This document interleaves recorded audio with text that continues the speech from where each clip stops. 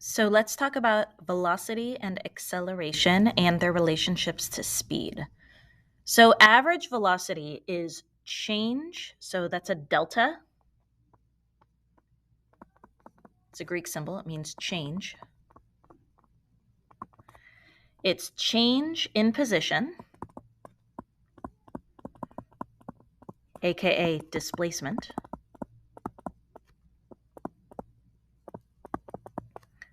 over the change in time. Average velocity is the change in position over the change in time.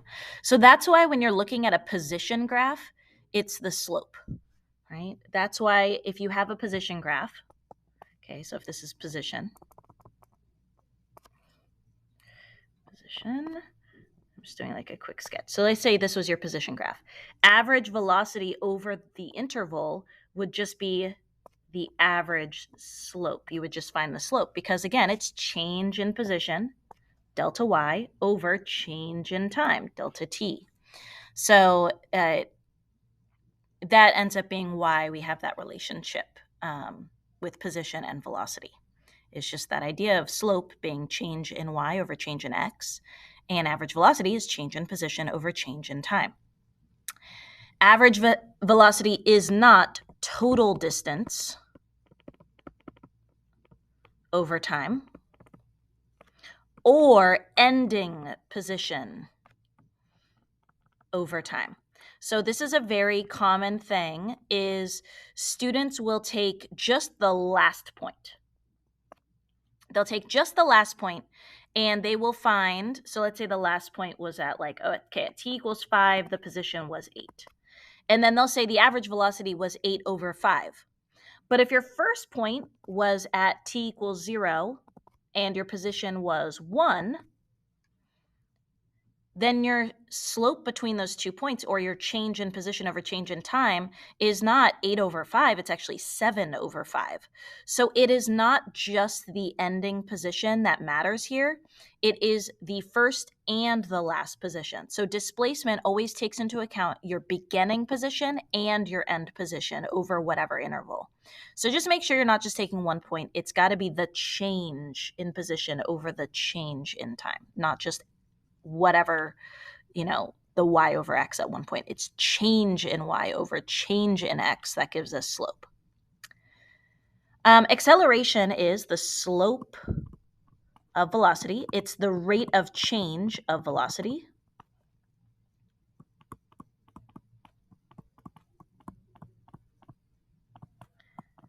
So it's how your change in position over change in time changes.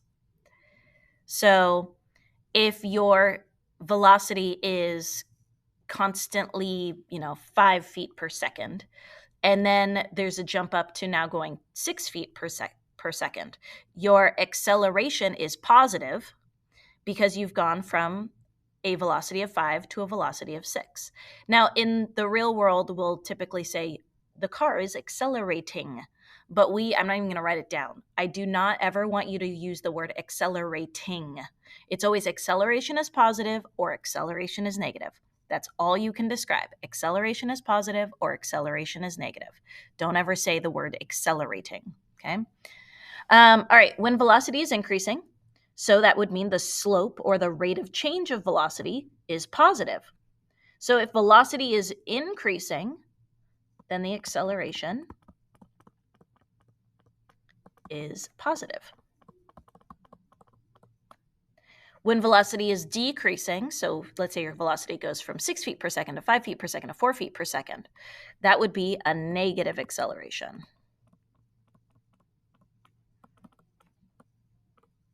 Acceleration is negative. Okay. Now, speed is the absolute value of velocity. So velocity and speed are very similar, but speed always does not take into account direction. Velocity always takes direction into account. So velocity might be -6. Your speed is +6. Okay. If you were looking at like a velocity graph, so let's say it looked like this, then your speed graph would look like this. right? This negative velocity would end up being above the x-axis. A particle is speeding up when acceleration and velocity are the same sign. So they are either both positive or both negative. So, for example, if you are trying to think of a real world situation, for some reason I'm blanking for now. Let's say that you are in a car and you're going forward. So you have a positive velocity, okay? And then you put your foot down, okay? And you accelerate in the positive direction. Okay, so you have a positive velocity and a positive acceleration. Okay, that would be quote unquote speeding up. Okay, another instance of this would be, let's say you drop something. Okay, so you're on a building and you drop a rock.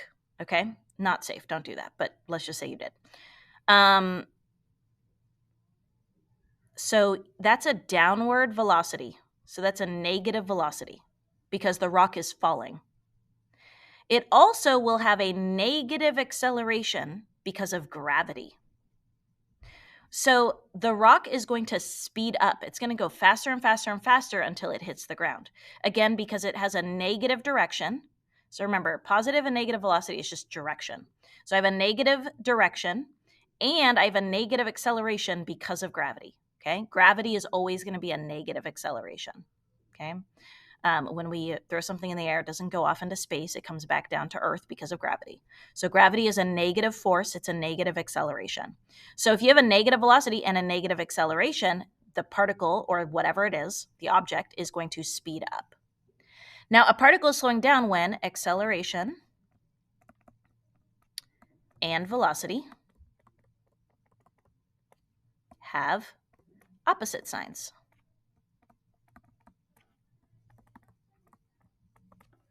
So if acceleration and velocity, one is positive and one is negative. So an example of this would be, let's say you throw a rock up into the air. Okay, so I throw a rock up into the air. So that's a positive velocity because I threw it upward. But it's going to have a negative acceleration. Why? Because of gravity. So because those two things are kind of working against each other, the object is going to slow down. If you throw a rock in the air, whatever your initial velocity is, it might be fast, but then it's going to slow down as it reaches the like kind of the peak of wherever it's going to turn around. And then at that point, that's when it would start falling and have a negative velocity and negative acceleration. But as it's going upward, it's going to have a positive velocity because you threw it up, and then a negative acceleration because of gravity. And again, as it goes upward, it's going to slow down. Then once it changes direction, then it has a negative velocity and negative acceleration, and then it's going to speed up. But for that first part of its journey, it's going to be slowing down. And then when you would have a negative velocity and a positive acceleration. So this is like the hot air balloon problem. Let's say you have a hot air balloon and it's going downward. Okay, so it's got a negative velocity because, it's falling. Okay, but the hot air balloon attendant doesn't want you to just plummet to the earth, right? We want to have a nice soft landing. So the hot air balloon person, they create a positive acceleration by, I clearly have no idea how hot air balloons work. But, they turn on the fire thing and it fills up the balloon with hot air. And that's what creates kind of an upward acceleration. So that way, the hot air balloon, it doesn't, again, we don't want it falling and plummeting to the earth. What we want to do is we want it to slow down to like a nice stop, so that once you hit the ground, it's like going pretty slowly. So in order for that to happen, we have a negative velocity, but we have to create a positive acceleration. And the positive acceleration there is going to be like the the fact that we're filling up the hot air balloon with hot air, and that creates, I can't explain the science of it, but that creates a slowing down situation because of the positive acceleration. So even though the hot air balloon is falling, it is slowing down because of a positive force, because of the positive acceleration. So again, it's kind of easy if you think about like, okay, the signs are working together, that's going to like speed up the particle. But if the signs are working against each other, that's going to make the particle slow down. So let's go ahead and do this example here. Given this graph of velocity of a particle that is moving along a straight line, I would recommend you pause the video and do this yourself first, because this is like constantly comes up with like CPM and test problems and things like that. So you need to be able to do this one on your own. So I would pause the video, give yourself 2 minutes to do it, and then come back. Okay, you did it. So let's check our answers. The particle begins by moving to the, so this is a velocity graph. Okay, it says this is a graph of velocity, and that matters because if you have a position graph, these are going to be totally different answers. So we're looking at a velocity graph. Okay, so at first our velocity is 0, and then our velocity is a bunch of positive numbers. What does positive mean in velocity? Moving to the right. And that's because v of t is positive. Okay, the particle is moving to the right at the points, and we're just listing which points we have a positive velocity. So it's going to be A, B, C, and I, J, K. And that is when, the velocity has positive numbers. The particle is moving to the left at the points E, F, and G. And that's because the velocity is negative. So remember, positive velocity moving to the right, negative velocity moving to the left. The particle is stationary. So when is the velocity equal to 0? That happens at D, H, and L. The particle has positive accelerations at which points? And by the way, notice that I'm not listing intervals here, which you should also know how to do, but it says at the points, not over the interval. So the particle has a positive acceleration. So acceleration is the slope of velocity. So when is the slope of velocity positive? That's here at A and here at G, H, and I.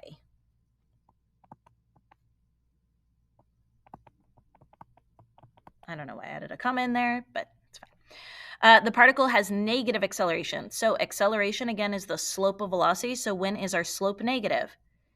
C, D, E, and at K. And it's really tough with L because at L, we don't have a slope on one side, so we are not going to include L. I'm not mad at you if you included it. We'll talk more about like when endpoints are included or not included. But in this case, because I only have slope on one side and I don't have a slope on the other side, I'm going to go ahead and just leave off point L. The particle has 0 acceleration at what points? So when do you have a 0 slope? That's going to be at B, F, and J. The particle is speeding up. So remember, a particle speeding up is when velocity and acceleration have the same sign. Just jotting that down to remind myself. Okay, so when is velocity and acceleration positive? So here at A, we have a positive velocity and a positive acceleration.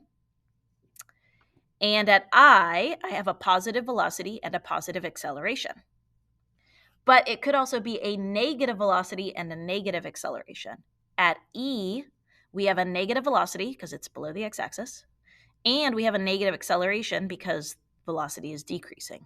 So the particle is speeding up at A, E, and I.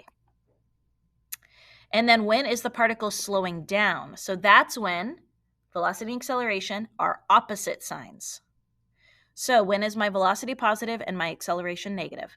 At C, positive velocity, negative acceleration, and K, velocity is positive, acceleration is negative, or when acceleration is positive and velocity is negative.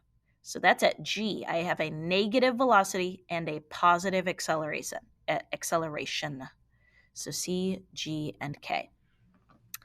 And then lastly, do you think the particle ended up to the left of its starting position, to the right, or at its starting position? So let's think about the journey here. So my particle is moving to the right, then it moves to the left, and then it moves to the right again. So how do I figure out if it went like to the right, to the left, and then to the right? And then that would be to the left of its starting position. Or if it moved to the right and then only a little bit to the left and then to the right again. So that would be to the right of its starting position. You think about the area under the curve. So area under velocity curve is displacement. Okay, so here I have a positive displacement and then a negative displacement, but just using my spatial reasoning, I can tell that this area is bigger than this area. And then I have even more positive area. So the particle went to the right more than it went to the left. So it ended up to the right of its starting position because net area under velocity curve is positive. And I'm saying net area because that means I added up the area. I'm adding up a positive number with a negative number and a positive number. And this negative number does not it's not bigger than the other two areas. So because this negative area is smaller than my two other areas, the net difference is more positive than negative.